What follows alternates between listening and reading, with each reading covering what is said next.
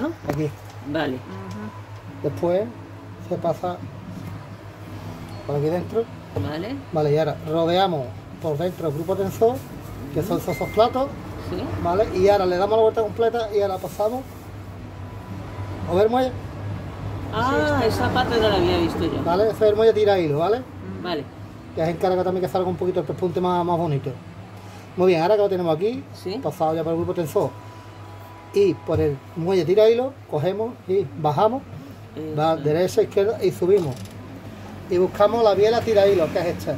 Vale. Pero, ¿vale? Yo prefiero enhebrarla aquí arriba, Vale. que va a dar claridad más bonita. ¿Vale? La enhebramos de derecha a izquierda. ¿Vale? Y ahora, claro, ahora lo que pasa es que se me ha enganchado por aquí del curvo por el lado. Ahí.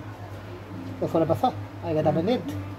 Vale. Y ahora, bajamos, bajamos, bajamos. Eso es. Aquí, a la barra de abajo que tiene el rabito de cocino este, Sí. se le llama, o yo le llamo así, el rabito de cocino. Sí, porque tengo el rabillo de un cochinillo. Sí. Y ahora Se enhebra. enhebramos la aguja. Lo importante es de izquierda a derecha. De izquierda a derecha, pues yo lo estaba haciendo de derecha a izquierda. No, al revés. De izquierda a derecha. De izquierda a derecha. Para allá. Vale. Listo. Pero no, Vale. no enhebro la aguja porque no veo un pimiento.